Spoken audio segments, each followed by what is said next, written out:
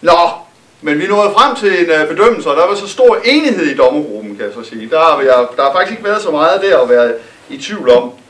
Og de to, som nu får præmier, udover teamplayeren, som I jo står for, den har vi ikke noget med at gøre. Så de to grupper, vi synes, at der adskiller sig, de adskiller sig netop på det der med, at de har været en anelse bedre på dokumentationen. De har også været meget skarpe og sikre i deres koncept. I har arbejdet utrolig godt med det her læringselement, det med, at man som ung kan udvikle sig samtidig med nogle forskellige ting, der virker. Og derfor når vi frem til, og vi tager toeren først, gør man ikke det? Det gør man, fordi det skal jo sådan ligesom skabe sig op. At dem, der bliver nummer 2 i den her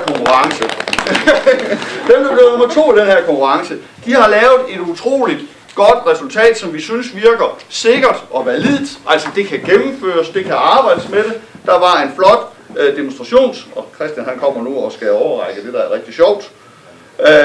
Var meget skarpe på modellen. De havde måske nok mangel på dokumentation, men til gengæld så var deres argumenter og deres måde at fremvise det på rigtig god. Og derfor bliver det sådan, at nummer 2 i den her konkurrence, det bliver Cute.dk. Ja.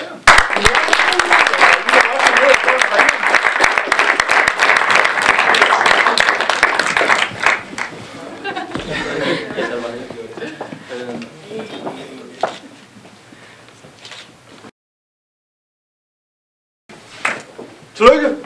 Jo. Og så når vi til vinderen.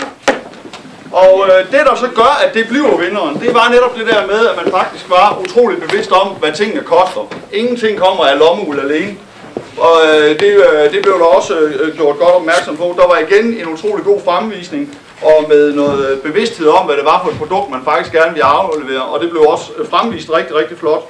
Så der var man meget tæt på et rigtig godt koncept, som har fat i mange af værdierne. Og derfor bliver det også dagens vinder i dag.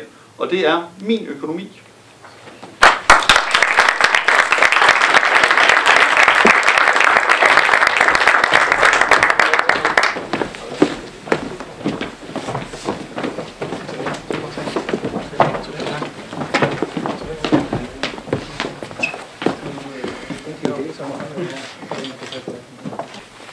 Jeg skulle lige have baggrundet til det der.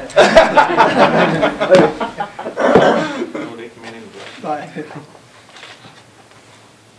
Skal vi give dem en hånd?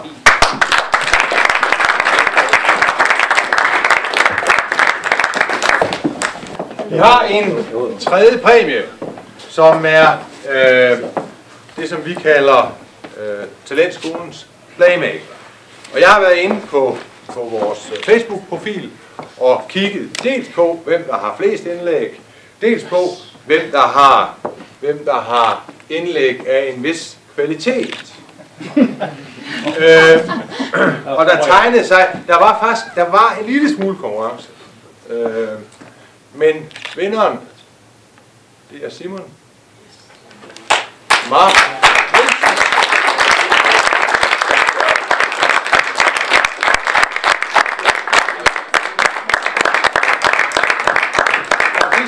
Og det, som har gjort, at du har fået den her præmie, det er, at du har lagt informationer ud, og links ud, og kig lige her-agtige ting ud til de andre grupper.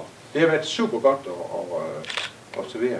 Og lidt, måske også i stil, eller i den ånd, som Jonas var inde på, det der med netværk og så videre. At sådan et lille netværk som vores Facebook-gruppe rent faktisk kan føre frem til, at de hjælper hinanden. Super cool. Tak.